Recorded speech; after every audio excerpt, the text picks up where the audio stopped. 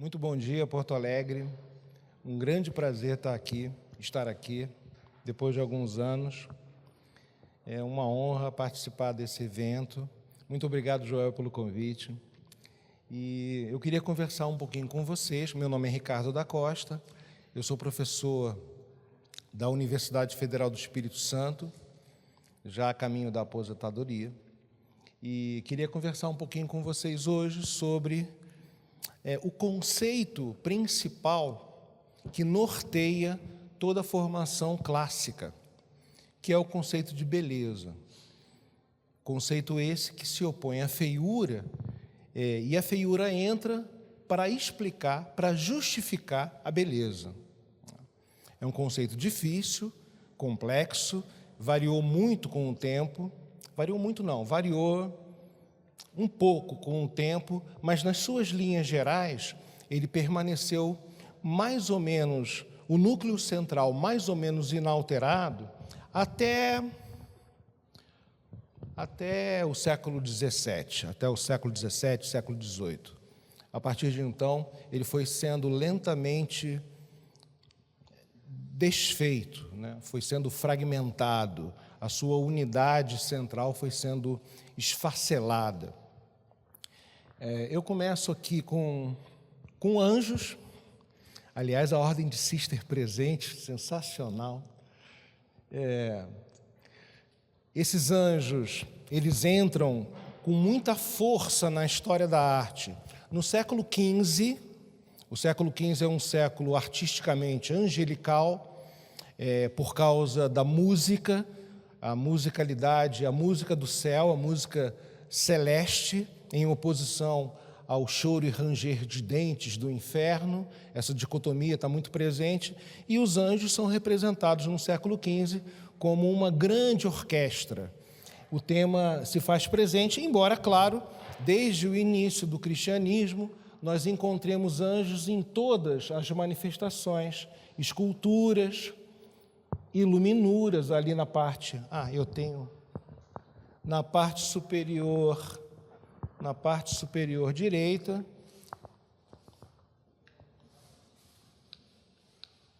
Tem que ligar, peraí. Opa!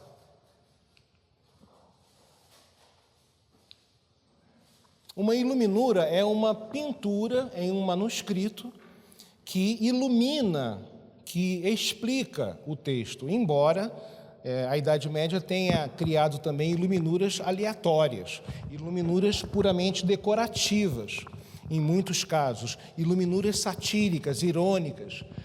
Aqui no caso, por exemplo, é um anjo com um instrumento musical. Isso aqui certamente é uma iluminura do século XIII, pela sinuosidade do corpo. Na Idade Média, os corpos são representados normalmente fazendo um sinal em S, pelo tipo delgado que eram os medievais, porque não existiam açúcares, não existia chocolate, não existia café, não existia apenas o doce natural do mel, dos legumes. Então, são pessoas mais esguias. Mas nós encontramos anjos em afrescos, em iluminuras, em esculturas, em mesas, frontais de mesas na igreja, e muitos músicos, muitos anjos músicos.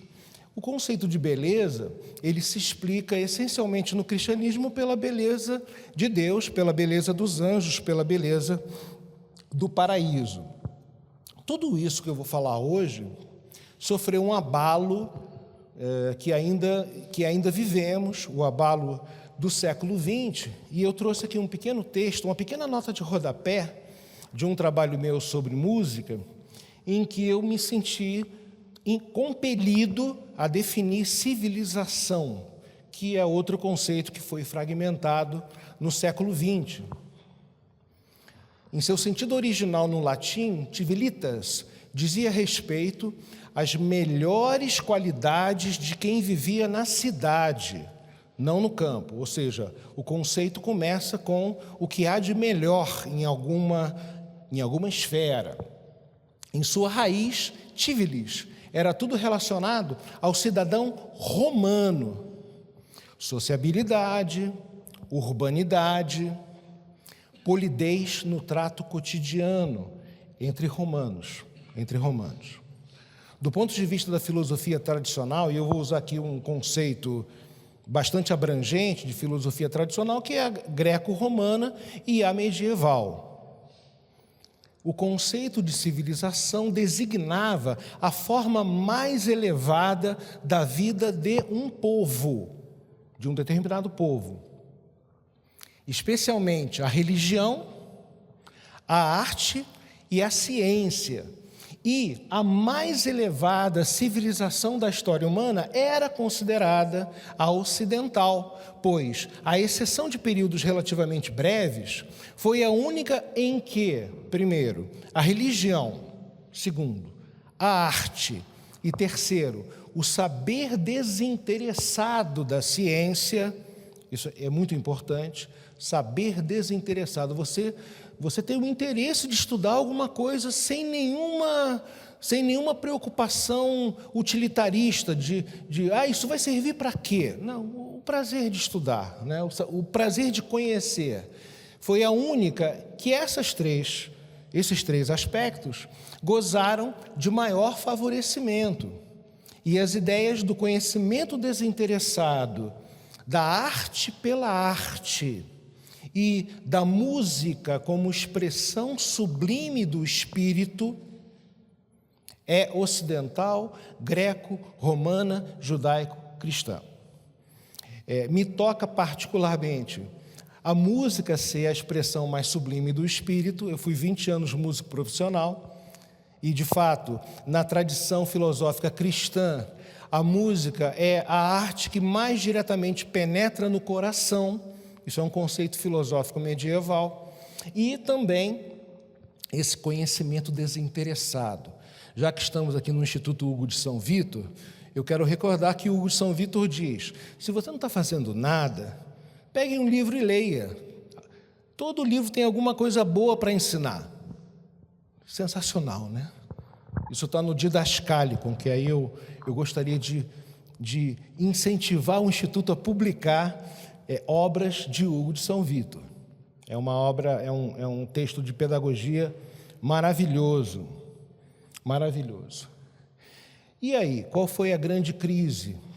Com o historicismo e o sucesso das obras, a decadência do Ocidente, vejam, 1918, de Oswald Spengler, e um estudo da história de Arnold Toynbee, com sua teoria cíclica, desafio-resposta do desenvolvimento das civilizações, os alicerces do conceito de civilização começaram a ser abalados, início do século XX. E o horror das duas guerras mundiais e o Holocausto e seus campos de concentração sepultaram, pelo menos por enquanto, pelo menos até o momento, sepultaram a elevada ideia de civilização ocidental do horizonte do pensamento contemporâneo. É esse momento que nós estamos vivendo agora. A islamização da Europa, a partir da segunda metade do século XX, é, desse ponto de vista, uma das últimas etapas da decadência ocidental. Porque o Islã tem muitas peculiaridades que são estranhas à tradição ocidental, muitas. Eu sei também particularmente isso porque metade da minha família é de origem islâmica, metade materna, e eu tenho experiência existencial a respeito. Muito bem, vamos falar da beleza, então.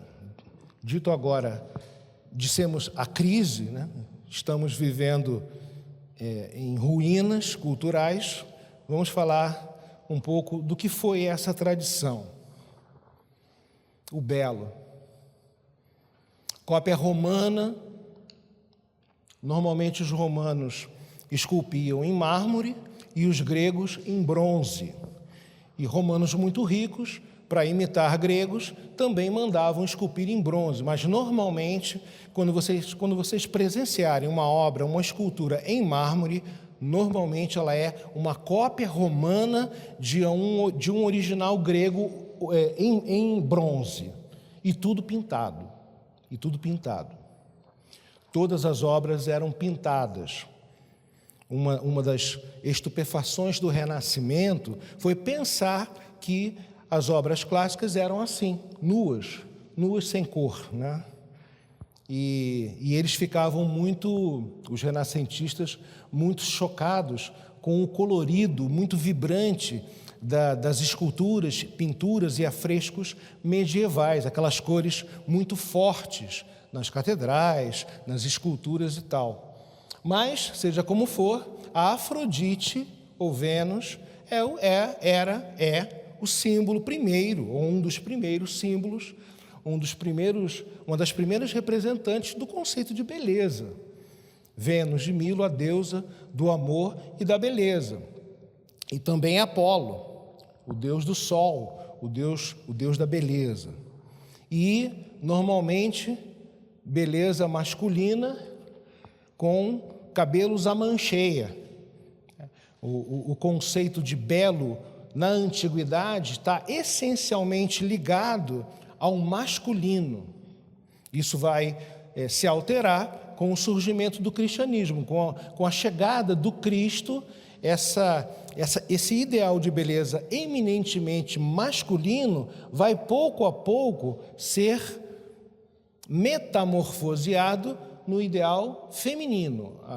O belo é a mulher, bela é a mulher, mas no mundo antigo não. No mundo antigo a ideia de belo é relacionada ao âmbito masculino. E é curioso pensar também que o mundo islâmico mantém essa tradição. É o homem no mundo islâmico que se perfuma, é o homem no mundo islâmico que usa seda, é o homem que dança nas reuniões sociais, e a mulher que é escondida, em maior ou menor grau. É ela que fica oculta, é o homem que se exibe, é o homem que se beija publicamente no mundo muçulmano. Alguém já viu o filme O Grego, com o Zorba o Grego, o ator? Esqueci agora. Ele dança na praia. É a tradição oriental. E no meio, o ideal de beleza, um dos ideais de beleza da cristandade, o anjo da Anunciação, de Fra Angélico, com sua película de ouro e toda a delicadeza expressa, a delicadeza clássica, expressa na posição, na postura das mãos, na forma delicada com que as mãos são postas. É claro que no cristianismo as mãos vão adquirir um outro sentido também, que é a mão que abençoa, que é a mão que salva, que é a mão que toca. E principalmente na Idade Média, uma sociedade inculta, iletrada, tudo feito com as mãos. A ordenação do cavaleiro, por exemplo, o jovem tomava uma bufetada no pescoço. A sagração de um bispo na Idade Média, também ele recebia lá uma trauletada assim para passar as energias do cargo. Então as mãos também gregas, né? Recordemos também no Renascimento de Michelangelo, o Davi de Michelangelo, as mãos do Davi. No cristianismo as mãos são essenciais. E são muito suaves, são muito delicadas, são muito expressivas. No vídeo do Instituto, o rapaz com as mãos, tal. Esqueci. É você, não? Não, não é. O rapaz estava na escada, não. As mãos. As mãos. Muito bem. Essa beleza vai sofrendo as suas metamorfoses. Uma das imagens mais clássicas é a Vênus Anadiomene, que é a Vênus que sai do mar, que nasce do mar. Aqui A Casa de Vênus é um afresco em Pompeia. É claro que não se chamava Casa de Vênus. Os nomes são dados pelos arqueólogos que encontram determinadas pinturas. Aí aquela ali é a Casa de Vênus porque tem uma pintura de Vênus numa parede, num mural. Ela está saindo ali de uma concha. É um dos símbolos, uma das manifestações da beleza. Vamos lá ver como tratam hoje o belo. Humberto Eco é um historiador, filósofo, com seu doutorado em filosofia, e ele tem um livro, aliás, ele tem uma quadrilogia muito boa: História da Beleza, História da Feiura, História das Listas e História dos Lugares Imaginários. Ele organizou uma coleção muito bonita. E ele fala lá do belo, como algo, como gracioso, bonito, sublime, maravilhoso. É um adjetivo que utilizamos para qualificar algo que gostamos. Ele está adentrando lentamente no conceito. Nesse sentido, parece que ser belo equivale a ser bom. Primeira definição clássica: o belo é bom. A beleza é boa, a feiura é má, o feio é mau. Esse é um binômio muito forte da tradição. Porque quando gostamos de algo, consideramos belo, então parece que beleza é uma coisa que puxa para o que é bom. Mas, se julgamos, e de fato, em diferentes épocas históricas, foi estabelecido um estreito vínculo entre o belo e o bom, registrado. Mas, se julgamos a partir de nossa experiência cotidiana, tendemos a considerar bom o que não apenas gostamos, mas o que desejamos ter. Você quer ter alguma coisa, consequentemente, em algum momento, em alguma instância, você considera essa coisa bonita, essa coisa boa. Nessa análise das ideias da beleza do livro, ao longo dos séculos, tentaremos identificar casos em que determinada cultura ou época histórica reconheceram como coisas agradáveis a visão. O sentido da visão está associado também à percepção da beleza. Isso é a tradição clássica. O mundo greco-romano é um mundo da visão, ao passo que o mundo cristão é o mundo da audição. Por isso a importância da música. Como está na passagem bíblica: quem tem ouvidos que ouça. Presta atenção. O ouvido é o caminho mais rápido para se chegar ao coração, para se chegar às coisas belas e sublimes. A musicalidade, a sonoridade do cosmos, a beleza da música da natureza, o canto dos pássaros, o barulho das folhas ao vento, e da água do mar, das ondas do mar, e assim por diante. Tentaremos identificar casos em que determinada cultura ou época histórica reconheceram como coisas agradáveis à visão, independentemente do desejo que experimentemos diante delas. Para cada época, o modelo estético fundamental será apresentado com imagens ao lado de textos. Isso aí é a proposta metodológica: relacionar imagens de época com textos de época. É um jogo muito agradável, muito propício para a percepção dos conteúdos. Essa é uma proposta que eu sigo desde que aprendi lá na década de 90, com a coleção que fazia muito sucesso na época, História da Vida Privada. Era na época um best-seller em vendas. Como é que o Brasil mudou, né? E ali os historiadores relacionavam escavações arqueológicas, fotografias, pinturas e tal, esculturas, com textos de época para proporcionar uma apreciação mais completa daquele período. Mas eu queria trazer eu trabalho com a Idade Média, eu queria trazer uma definição medieval que ainda tem ecos do mundo clássico. Isidoro de Sevilha, o bispo Isidoro de Sevilha, define o que é beleza nas suas etimologias, que era o Google da época, que era o conhecer da minha época, a Barça da minha época, né? Era uma obra de consulta com a definição das palavras. O bispo seguia um pouco à risca que a palavra significa uma coisa precisa que existe. Essa correlação também era muito sólida na tradição do ideal de beleza. As palavras significam coisas. Os nomes das pessoas significam determinados sentimentos também. E aí, para definir o que é beleza, o Isidoro de Sevilha cita de memória, de cabeça, Virgílio, o poeta romano, a Eneida de Virgílio, e Cícero, que é considerado o grande representante do latim clássico.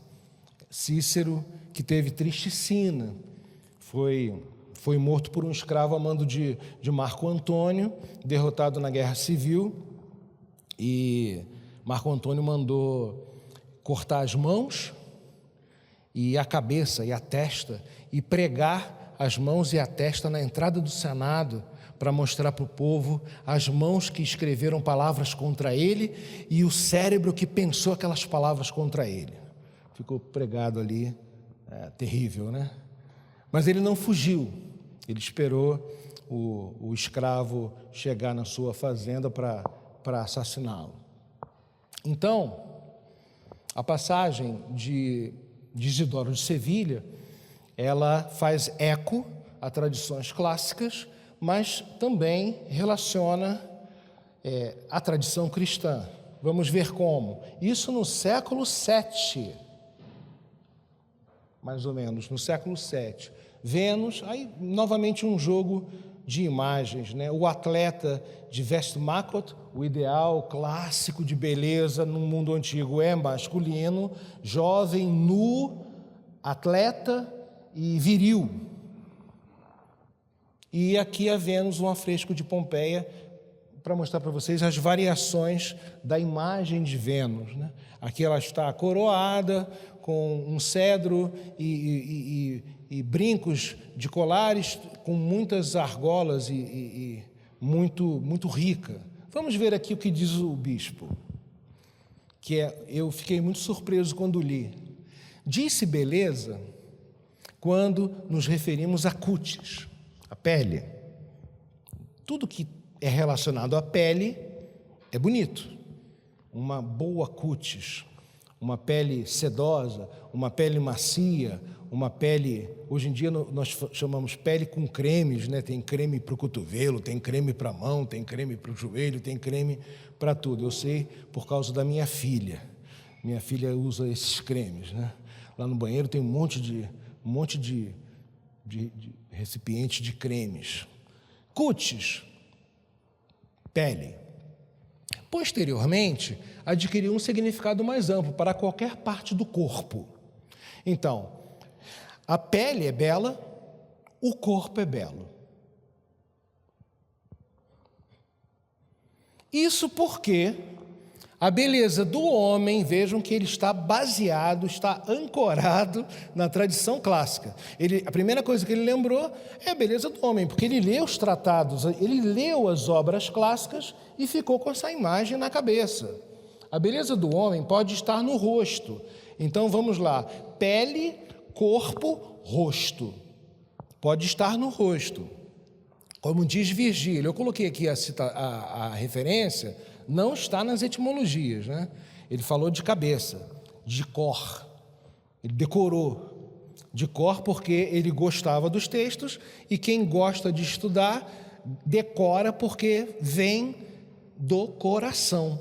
Você lê com o coração e você se interessa e você naturalmente decora, sem esforço.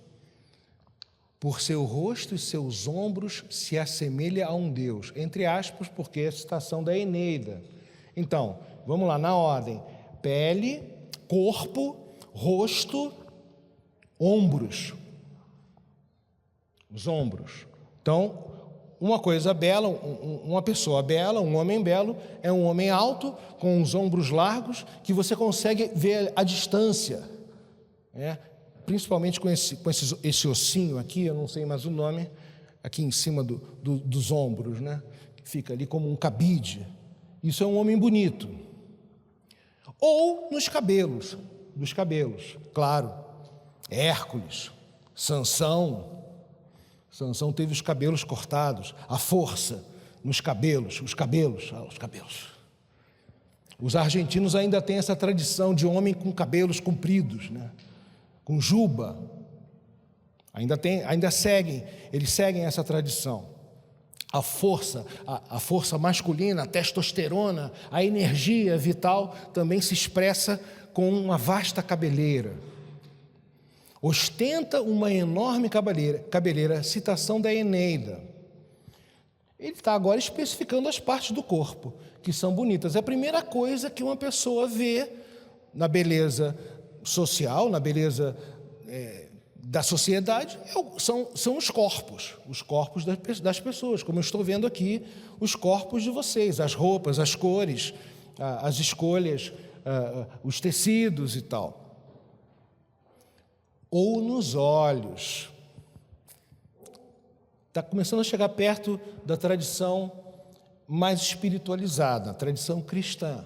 Embora desde a Grécia Antiga se soubesse que, olhando pelos olhos, você vê a pessoa, um pouco da pessoa. Você conhece alguém olhando um pouco nos olhos e de frente, porque a verdade é dita reta. E você olha de frente. E quem olha de soslaio não é uma pessoa confiável. O que é? Você olha de lado assim. A mentira é dita de soslaio. A verdade é dita de frente. Não tem sinuosidade. Nos olhos, havia em seus olhos uma alegre beleza. Já é uma beleza que não é exatamente material. Porque como é que você vê beleza, como é que você vê alegria em olhos? É difícil, né? É difícil. Por isso que, por exemplo, o sorriso demorou séculos para ser esculpido. Como é que você esculpe um rosto com um sorriso? Por isso que os gregos, quando esculpiam, não faziam sorrisos. O sorriso é um acréscimo posterior. Embora na Bíblia Cristo não sorri. Cristo chora, mas você não vê Cristo rindo, o que é sintomático. E é por isso que numa determinada tradição cristã, católica, o sorriso, não o sorriso, mas a gargalhada, né? A gargalhada seja algo associado ao diabo, aquela... Não é nem... E ficou na sociedade que não é uma coisa também muito educada, você gargalhar igual um trovão. Quem é feliz não precisa fazer isso, quem é feliz ri um pouco, um sorrisinho, tá bom. Ou como na tradição romana, que Sêneca diz para o seu aluno, que vai a um enterro de um amigo, o aluno pergunta se deve, porque ele está muito triste, aí ele quer extravasar. E aí o Sêneca fala para o aluno, no máximo uma gota. Pronto, no máximo, deixa só escorrer uma gota. Quando você está sozinho e está triste do mesmo jeito, você não fica se rasgando? Para que você vai ficar se exibindo publicamente? Isso aí é sinal de ostentação. Não precisa. As pessoas não precisam saber. Você deixa escorrer uma gota. Essa tradição é romana, de que o homem não chora, é uma tradição romana. Os romanos eram duros. Homem chorar vai ser bonito com o cristianismo. O choro que limpa a alma é uma tradição cristã. Romano não chora. Romano olha, sente e passa. Então aqui embora seja da Eneida, seja de Virgílio, havia em seus olhos uma alegre beleza. Ou seja, a alegria dos olhos é bonito, é uma coisa bonita. Já há um caminho para a abstração. Como as mãos do artista proporcionam formosura ao marfim. O branco do marfim é bonito. Ou nos traços físicos, agradavam-lhe muito mais a forma e os traços da anfitriã. Opa, entrou uma mulher, a anfitriã. A forma e os traços. Por que da anfitriã? Porque na tradição do belo, uma mulher que sabe receber na sua casa é muito bonito. Que sabe deixar as pessoas à vontade, não demais, né? Mas à vontade da sua casa, de um modo assim relaxado. Isso é uma coisa muito bonita. Uma mulher que não sabe receber já te recebe assim: bem-vindo. Não é uma coisa bonita. A hospitalidade, hospitalitas, receber na sua casa e deixar a pessoa bem. Isso é uma coisa bonita. Por isso anfitriã. E por isso que na Idade Média, mais lá na frente, vai ser muito bonito a nobre, a dama, do latim domina, a que domina, a que manda, a que controla o ambiente, a que é a protagonista da festa, vai ser uma coisa bonita também, embora de um modo muito profano. Porque o amor heterossexual, que é considerado pelo cristianismo o suprassumo do amor físico, não o homossexual, mas o heterossexual, ele nasce literariamente lá no século XII, com mulheres casadas, mais velhas assim, né? 25, mais velhas para a época, 25, 28, casadas, que estimulam que jovens solteiros escrevam canções de amor para elas. Jovens vassalos do marido. E o marido deixa, que é bonito que façam música para minha mulher. Ele deixa. É assim que dá-se o amor, pelo menos na literatura, o amor heterossexual. Lá no século XII, demorou tantos séculos para nascer essa ideia de amor, porque na antiguidade não consideravam, olha que coisa, hein? Os gregos, nem os romanos, não consideravam que as mulheres eram capazes de ter esse sentimento tão delicado que é o amor. Achavam que só os homens podiam ter esse sentimento. Até no mundo romano, por exemplo, o marido não podia se apaixonar pela esposa, ou não deveria. Por quê? Se o marido se apaixona pela esposa, ele fica comendo na mão dela. Ela controla ele. Então, é bom ter um certo autocontrole para se apaixonar pela esposa. É engraçado, né? Você está rindo porque você também a sua esposa faz assim. Você sentiu isso no coração. A energia chegou até aqui. Que coisa, hein? Um segundo para a mulher, voltamos para os homens. Ou na esbeltez, que tem turno, quando se coloca no meio de suas tropas e sua cimeira se destaca, voltou para a Eneida. Vejam que da Eneida para Cícero houve uma abertura. E que o bispo medieval, católico, ainda lendo os clássicos, ele está muito ainda preso, no século VII, a essa ideia que o belo é do universo masculino, do universo da guerra, do universo da coisa testosterônica, de enfrentamento, e a pessoa, o homem com os ombros altos, com o capacete, o elmo, com aqueles penachos. Isso é bonito de ver. Aos poucos, muito lentamente, a beleza vai passando para o feminino, o que não acontecia ainda exatamente no século VII. Mas vou dar um pulo aqui, porque não dá tempo. O cristianismo...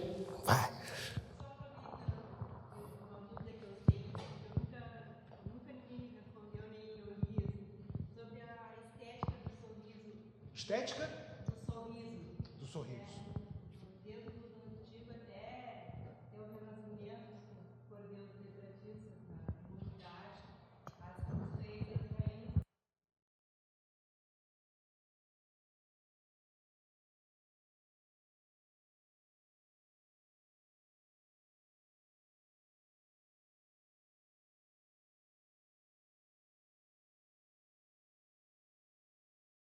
Não, não tem, não tem. Bom, eu nunca li nada a respeito. O que eu li é que esse sorriso escancarado não era refinado, não era uma coisa refinada. Eu acho que até hoje, né, ainda há um pouco essa noção de que socialmente, você está numa festa elegante e tal, você não vai ficar...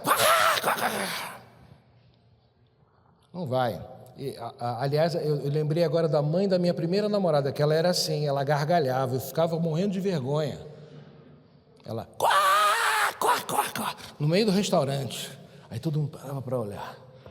Então, até hoje, ficou um pouco essa imagem dessa contenção, porque na filosofia antiga, você conseguir se controlar, conseguir ter o domínio de si, está na base daquele ensinamento socrático, conhece-te a ti mesmo, você aprender a se dominar. Você está morrendo de vontade de comer uma torta, mas você sabe que se você comer essa torta meia-noite, as carnes vão ficar mais abundantes. Então você consegue se controlar. Não, vou um pedacinho só. Então o riso está nessa esfera da contenção. Você ri, mas não gargalha. A gargalhada, na tradição, não...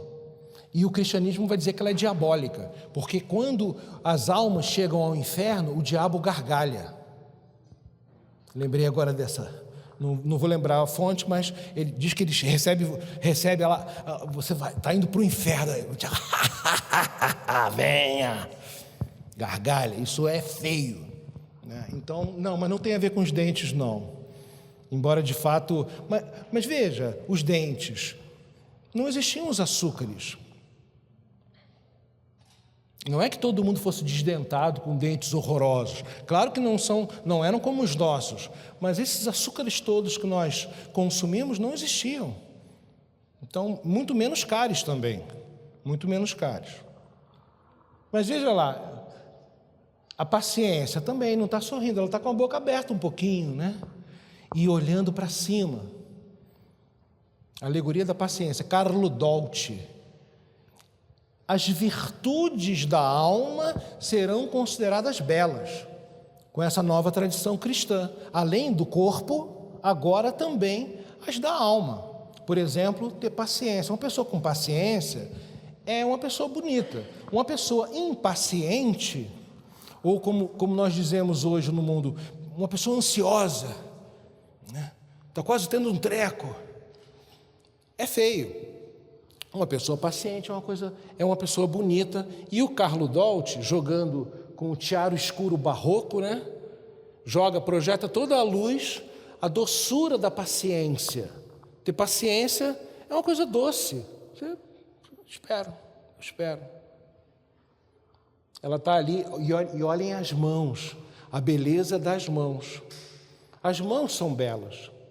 As mãos que se expressam são belas.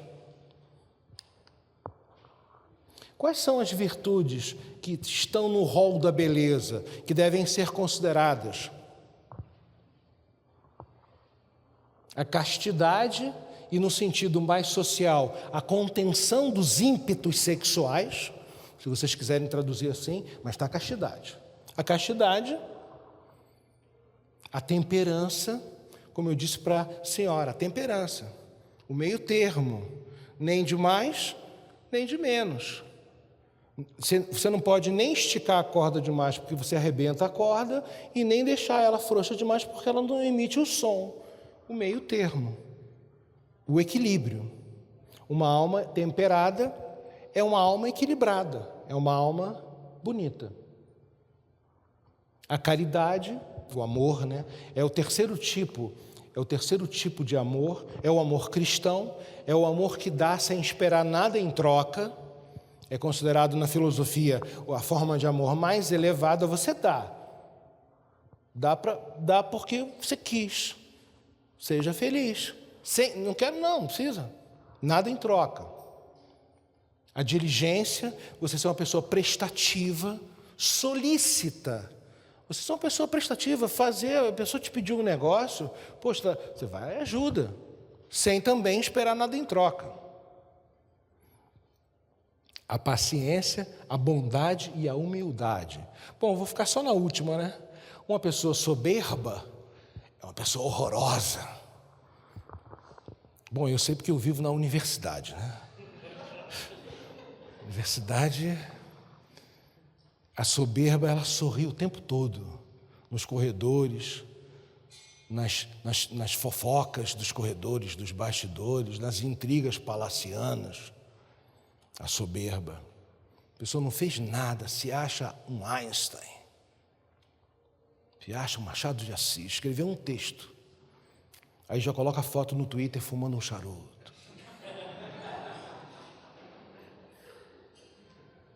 E lembrei agora de um colega espanhol que disse que aposentou porque não está aguentando a garotada que entra na universidade, que se acha o máximo.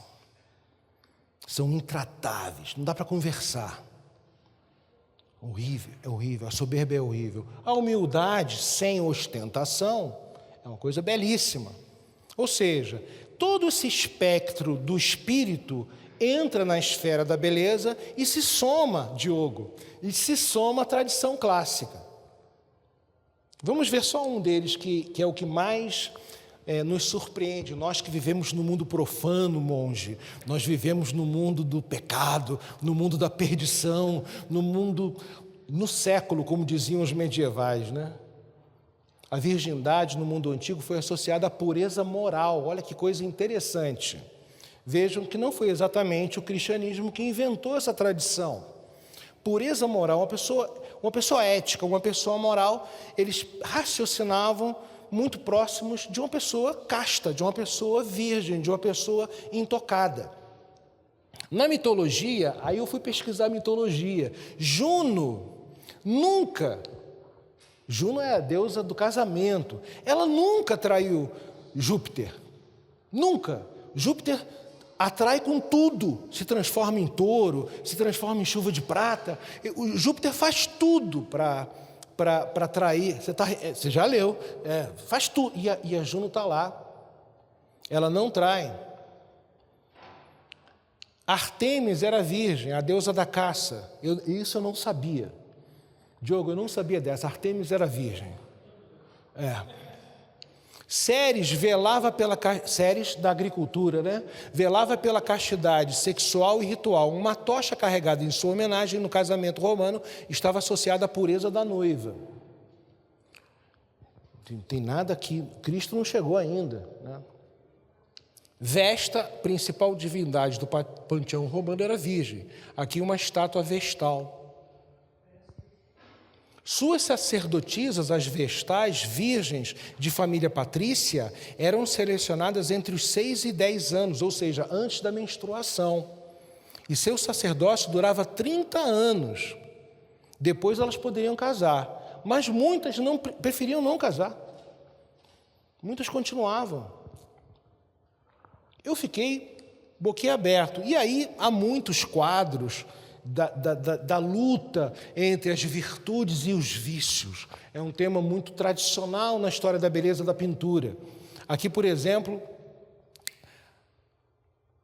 cadê o artista? Perugino, a batalha entre o amor e a castidade, entre o amor correspondido e a castidade. A mitologia foi incorporada à cultura ocidental como licença poética. E era aí que olha que coisa feia. Que coisa feia. Um livro de um autor fantástico com essa capa. Ele é um psiquiatra. Na verdade, o nome dele é Anthony Daniels. A arte, em sua mais alta expressão, explica-nos a existência tanto as particularidades do próprio tempo do artista, quanto os elementos universais que valem para qualquer época, ou ao menos para o campo da história. A existência dessas duas coisas. A arte transcende a transitoriedade e nos reconcilia com a condição mais fundamental de nossa existência. Na história da arte, ao contrário da história da ciência, o que vem depois não é necessariamente melhor do que o que veio antes. Esse trem da história não se encaixa exatamente na arte, nas expressões da beleza e da feiura.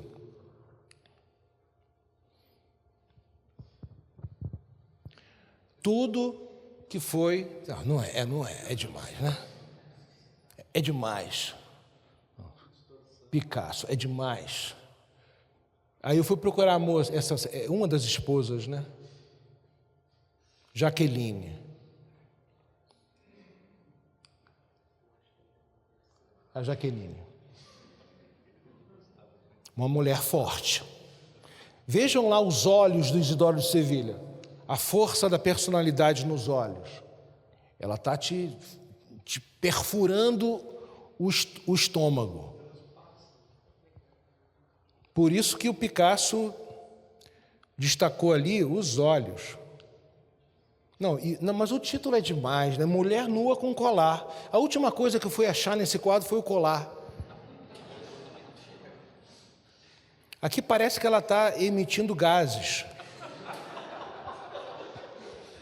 Falei, o que será esse colorido aqui? O século XX, evidentemente, alterou tudo isso que eu estou falando aqui.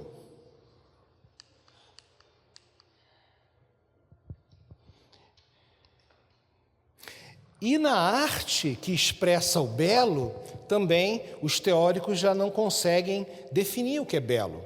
Como diz aqui o Jansson, que faleceu em 82, ele diz que os problemas levantados pelo belo são insolúveis. É impossível hoje dizer o que é uma coisa bonita na arte. É a conclusão dos mais recentes historiadores da arte. É impossível reduzir a arte a um conjunto de regras. Embora ele fale que a arte é um objeto que diz respeito ao belo. Ou seja, confuso. Nós vivemos num mundo confuso. Na filosofia, na história da arte, na história, em todos os campos, as pessoas estão angustiadas sem conseguir definir as coisas. Eu mesmo já estive na universidade uma vez, dando aula de filosofia, uma menina vira para mim e falou para mim assim, nervosa, eu não sei se eu sou mulher. Eu fiquei assim, sem saber o que dizer, né? Porque ela veio falar comigo sem eu ter perguntado. Aí eu falei, não. Aí outros se chegaram para presenciar, né? Ainda bem que não tinha gravação de celular, né? Mas eu fico quieto, né? Normalmente eu devolvo. Eu aprendi uma coisinha lá com uma passagem da Bíblia do Cristo, né? Que o Pilatos pergunta, dizem que você é o rei dos judeus. O que o Cristo fala? Você que está dizendo. Você devolve. E eu já não estou nem devolvendo, só falo assim, é? Ela veio agressiva. Então, assim, nós vivemos nesse período que ninguém consegue mais definir nada. Ou seja, a infelicidade aumentou muito nos últimos anos. O grau de ansiedade, de infelicidade, de frustração, a quantidade de alunos que eu sei que tomam ansiolíticos, remédios, é enorme. Então, isso se traduz também no âmbito do belo. E por isso a importância da iniciativa, por exemplo, do Instituto. Trazer um pouquinho de frescor, né? Você pode até não gostar de algumas partes, mas ao passo que aqui é para você ficar desconjuntado igual a moça. Ou como disse uma professora do meu departamento, que eu falei que adorava Mozart, aí ela disse assim, Ricardo, ele é muito feliz. Eu falei, é demais. Eu prefiro Beethoven. Bom, Beethoven é aquela assim, Beethoven é o seguinte, se ele pode optar por uma escala tranquila, ele tensiona.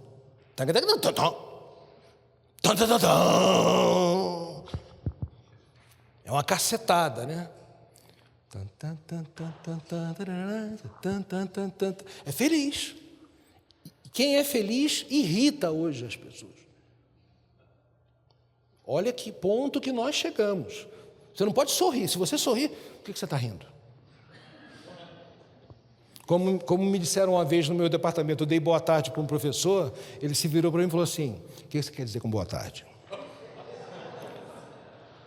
falei: eu quero dizer o seguinte, faça amor na relva. Estenda um lençol, uma túnica de seda, deite, veja o sol, dê um beijo. Aí saiu andando. É verdade. A universidade está assim. Está assim. 2 umbigos, as unhas muito bem tratadas, delicadas as unhas.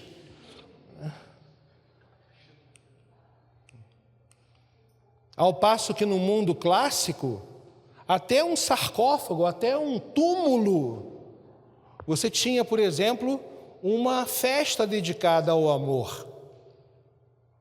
Esse é o triunfo de Dioniso.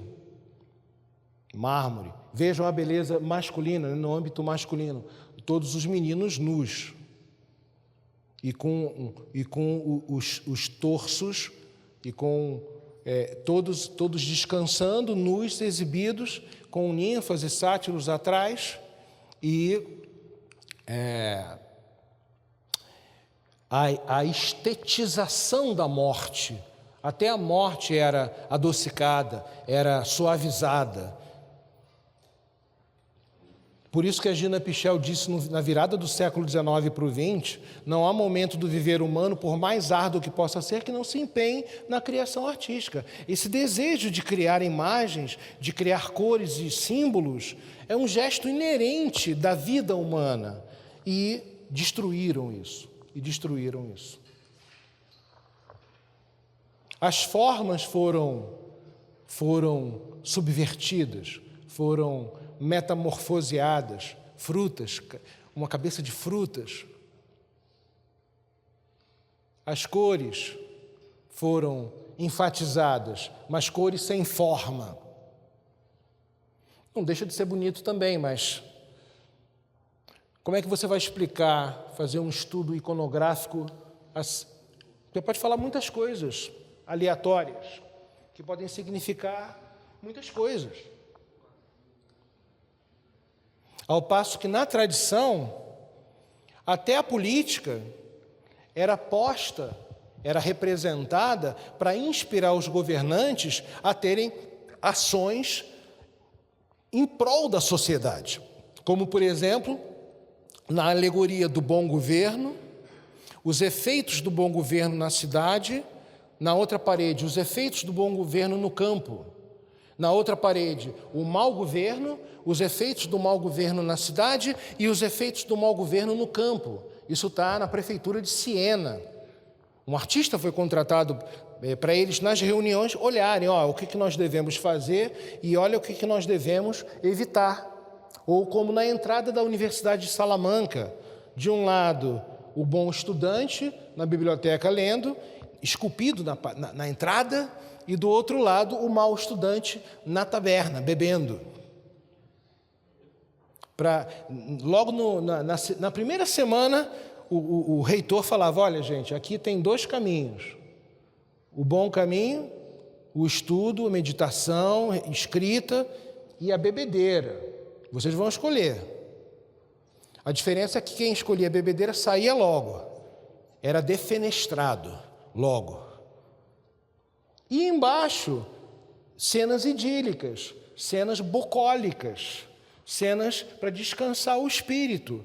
Uma árvore, um pastor com ovelhas, com cabras, cenas para desanuviar a mente.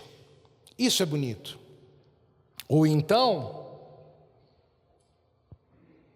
A própria ideia mitológica do belo, do Narciso que se apaixona por si, é uma ideia um pouco louca, narcísica, mas ainda muito bem representada por Caravaggio, que aliás era muito doido. A igreja o protegeu, não devia ter protegido. Ele matou uma pessoa lá numa bebedeira, mas o claro e o escuro do barroco muito bem colocado. A experiência do belo faz com que coloquemos o mundo na consciência e o saboreemos. Isso é uma ideia muito bonita. Pensar o belo, você saboreia o mundo.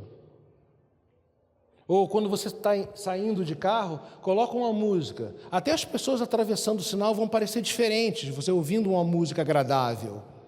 Vai parecer que está todo mundo, sei lá, dançando, desfilando.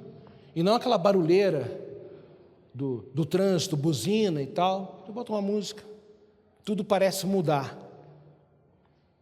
O senso da beleza freia a destruição. Você tem o senso da beleza. Você não sabe exatamente o que é a beleza, mas você tem uma noção. Você tem um anseio de beleza. Isso freia o seu espírito, o seu instinto destrutivo. É uma ideia muito boa do Roger Scruton, recentemente falecido. O Rosto de Deus é um livro muito bonito.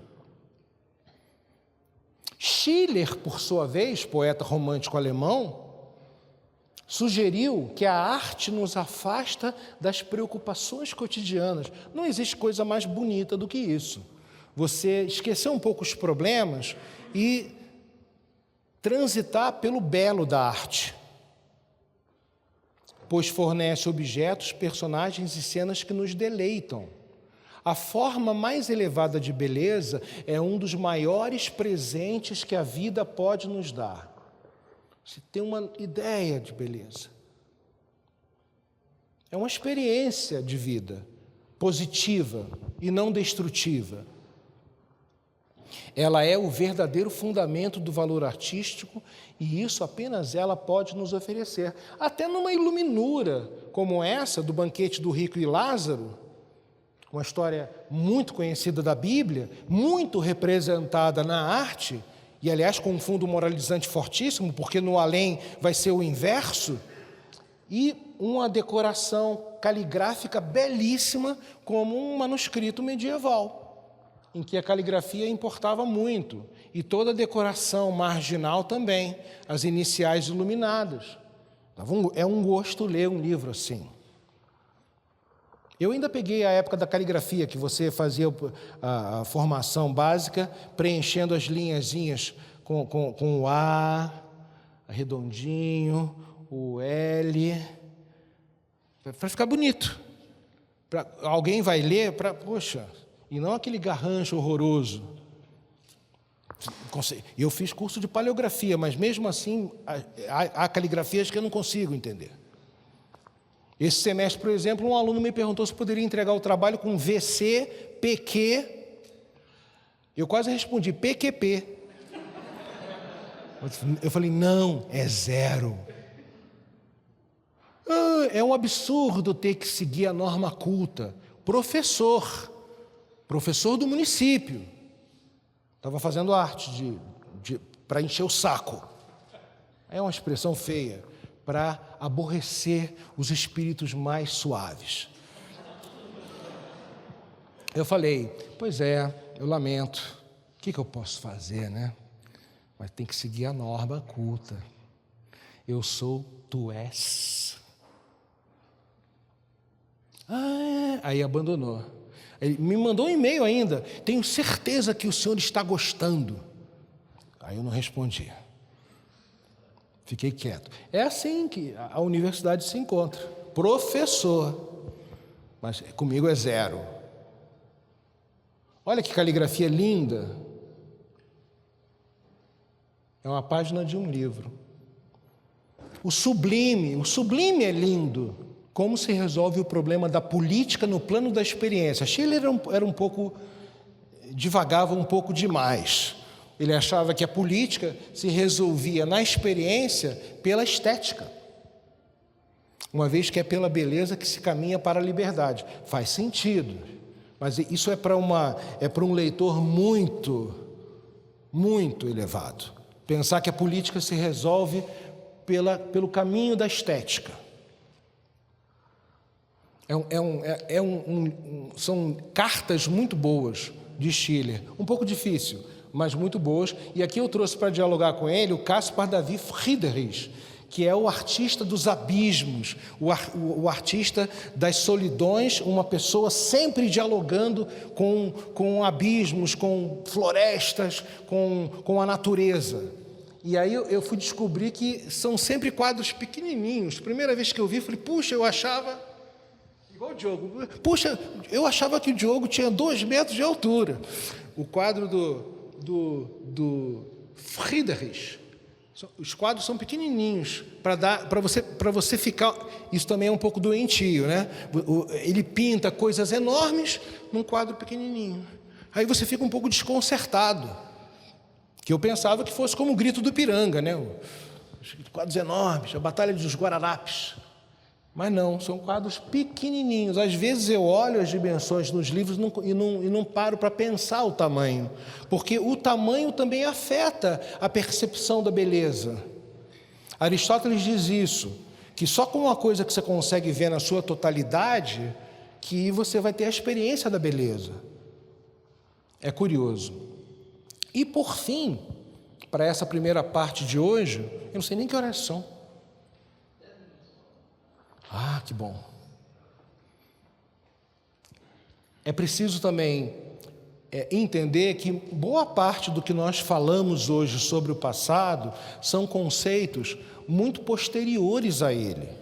Então, quando falo em arte romana, em arte grega e tal, não existia essa ideia de arte, nem existia a ideia de artista, como uma pessoa autônoma que pinta, que esculpe coisas livremente.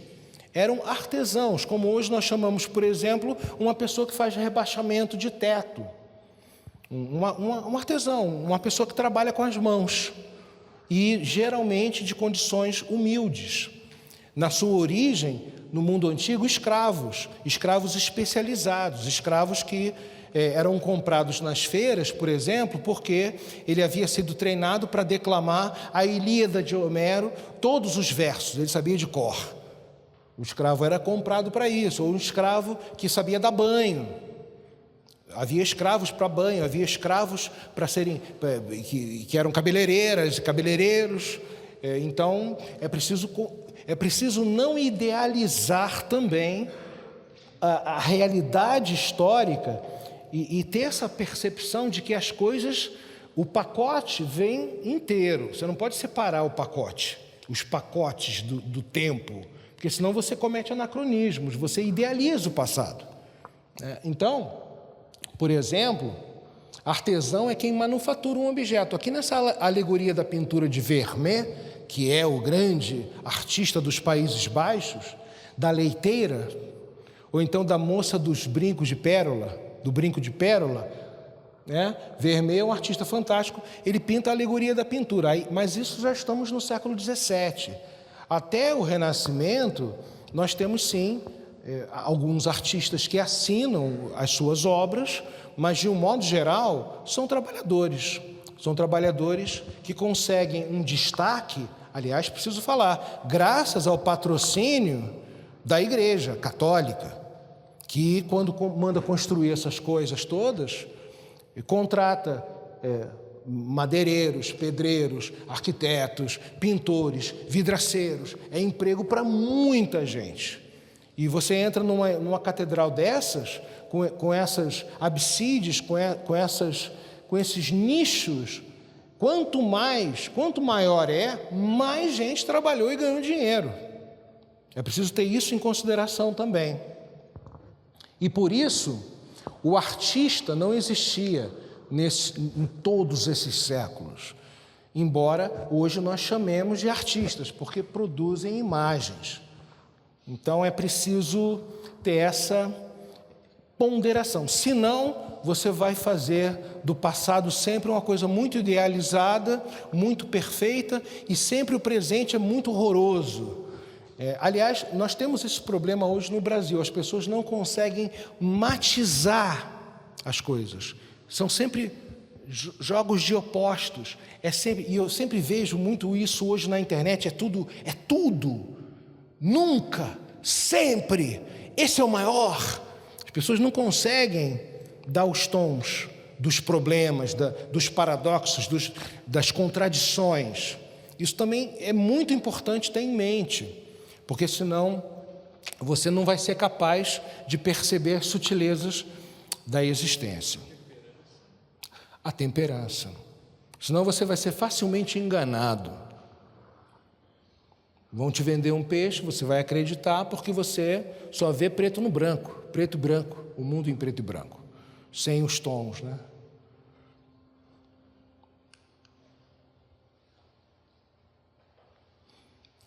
Essa ideia de beleza, ela sofre essa ruptura também, diz o Hans Belting, que é um grande historiador da arte, filósofo da arte, quando surge as revoluções protestantes, os protestantismos, que esfacelam um pouco. E agora vejam, quando eu falava da delicadeza dos detalhes, das minúcias, vejam o que ele diz a respeito dessas revoluções, desses cismas, dessas fraturas que o mundo conheceu. Perdeu-se um conceito de imagem e passou a ter também, em contrapartida, a ideia de arte. Já existia a expressão imagética, espiritualizada da Igreja Católica, mas os protestantismos, por sua vez, ao isolarem o belo da arte, criaram a ideia de arte, o que é interessante. Vou ler. Sequer a religião era a mesma no século XVI. Por mais combativa que se apresentasse, lutava por um lugar determinado que não era outro senão um isolado âmbito da vida social e do indivíduo ao qual estava acostumada. Ou seja, a religião passou a ser especificada. Antes, tudo estava no guarda-chuva da religiosidade, desde o mundo antigo, tudo. A religião estava em todas as esferas da existência. A arte não era nem admitida na religião, nem excluída dela, pois deixou de ser um fenômeno verdadeiramente religioso. Ou seja, passou a haver uma arte não religiosa. No campo funcional arte, ou seja, isso é uma terminologia muito técnica, na especificidade da palavra arte, as imagens se especializaram em tarefas formativas e de percepção estética especiais. Assim, se perdeu um conceito geral da imagem, por mais que o conceito coletivo arte dissimule esta fragmentação. O conceito objetivo da imagem, que não dependia da ideia de arte, já não era adequado à mentalidade moderna. Sua supressão abriu as portas para uma nova determinação estética da imagem, para a qual tinham validade as regras da arte. Imagens artísticas e não artísticas começaram a coexistir. Ou seja, imagens não artísticas eram imagens religiosas. Imagens do Cristo, da paixão de Cristo, da Virgem com o menino, etc. Passaram a ser consideradas imagens não artísticas. Ao passo que apareceram, então, imagens artísticas. Isso no contexto das guerras fratricidas, as guerras religiosas do século XVI, XVII, nesse contexto turbulento. Sua supressão. O pintor era agora um poeta e por isso passou a ter direito a uma liberdade poética com a qual também interpretava as verdades religiosas. É complexo mesmo. É claro que é mais fácil ensinar preto no branco. Muito mais fácil. Você não tem que se esforçar para entender. Aí você dá o resultado. Tem o bandido, o mocinho, aí é fácil. Eu não preciso estudar. Isso aqui é muito... A vida é muito mais complexa. Então, o fim da unidade da fé, com o mundo moderno, trouxe, por sua vez, ideias de arte e de imagens artísticas que não são arte. e de artistas, poetas que passaram a interpretar também imagens religiosas. A coisa ficou mais complexa. Antes estava tudo na religiosidade. Tem uma série muito interessante, Roma. Eu assisti, dei um curso sobre ela, com muita distorção, né? Claro, eles aproveitam para inventar um monte de coisas, mas muitas cenas reais. Na primeira cena da série, o gladiador que vai ser condenado à morte começa a rezar na prisão para a deusa das fechaduras. Aí eu olhei e falei, eu não sabia que os romanos tinham uma deusa das fechaduras. Aí fui procurar, e não encontro. Aí encontrei num dicionário de latim, tinha lá uma deusa que abria e fechava as portas, as fechaduras, os cadeados. E aí na hora que ele oferece uma vaca, um animal para ser sacrificado, e aí chega lá um outro para abrir, que ele vai participar de uma expedição militar. Então, a religiosidade estava em tudo era interpretado transcendentalmente. Tudo era uma manifestação do invisível. E isso no século XVI foi cindido. Inclusive com as igrejas protestantes que recusam imagens. As igrejas protestantes, de um modo geral, hoje em dia não, vale tudo, né? Há de tudo. Mas na tradição, as igrejas protestantes, elas são despojadas, elas não têm quase cor e não têm imagens, não acreditam em santos, então as imagens somem. Eles destruíam imagens, né? E ao passo que o mundo da Igreja Católica enriqueceu ainda mais visualmente as imagens, o colorido do barroco, as linhas e formas, tudo ficou ainda mais intenso. Foi a resposta da Igreja a esse despojamento, que aliás já estava em uma tradição religiosa cisterciense, porque São Bernardo diz que não gosta. Ele vai numa igreja lá cluniacense e ele fala, puxa, tem muitas pinturas, tem lá um demônio, um dragão ali numa pilastra, tem outro. O povo, ao invés de prestar atenção no que o padre está falando, fica olhando para as pinturas.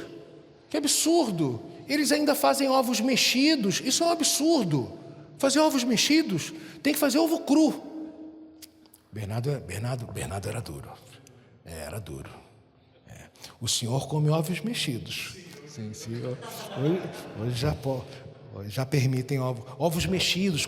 Ele diz numa carta assim, o pobre estômago fica enfastiado, ovos para lá, ovos para cá, ovos com temperos, ovos assim. Ele fica falando dos ovos, reclamando que a outra ordem fica fazendo culinária. Ele reclama. Quando eu li, eu falei, por isso que o sobrinho fugiu. Então, essa tradição despojada já está também lá na tradição. Não é tão simples assim.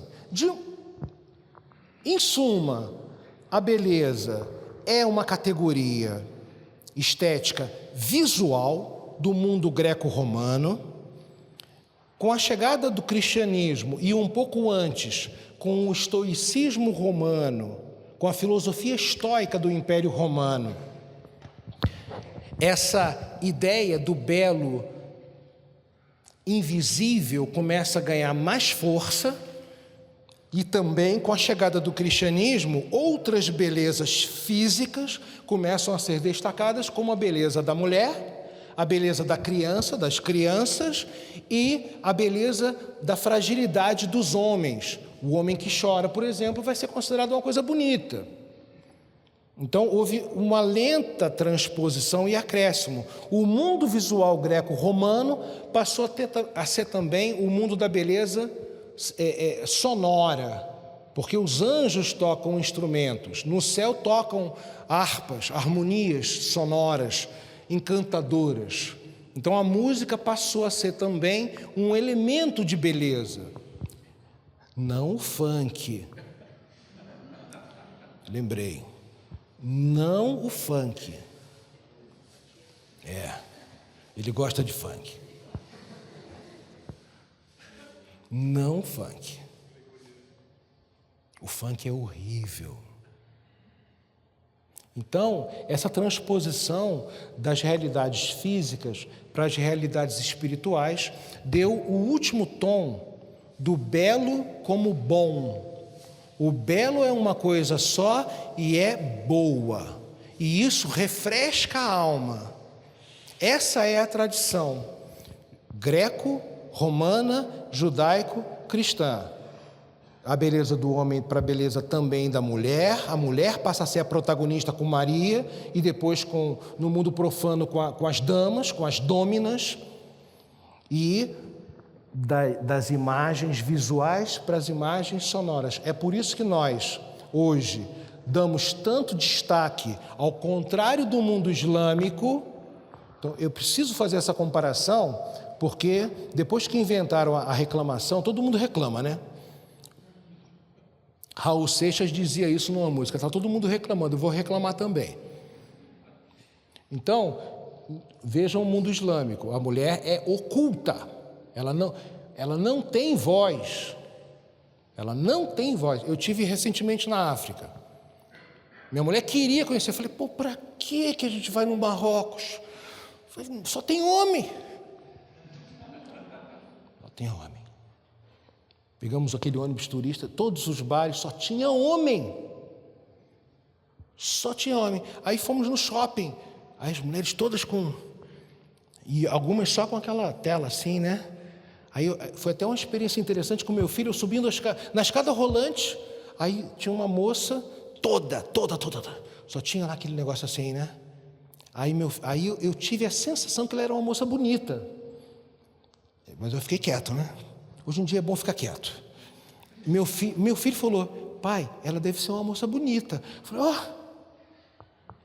Então, essa ideia do belo, do que é belo, mesmo sem ser visto, as pessoas têm no coração. Tem essa sensação, em maior ou menor grau, mas tem. É só saber regar. E ela devia ser bonita, a moça. Estava até com um carrinho de neném. Todas ocultas, todas. E olha que ali no Marrocos é o país mais ocidentalizado do mundo islâmico. É uma sociedade que eu acho muito feia. Olha que bacana, estou olhando para a senhora o batom, ela passa o batom, o cabelo penteado, que bota bonita. Você não vê isso lá. Então, por mais que nós tenhamos problemas, basta comparar o oposto, o diferente, total, para ver. Ah, não, peraí. E a música? Nós não vivemos sem música. Tem música em enterro, tem música em casamento, tem música em festa, tem música... Por quê? Por causa dessa tradição. A tradição de ter música. A música acaricia o coração. Sem música nós não vivemos. Obrigado.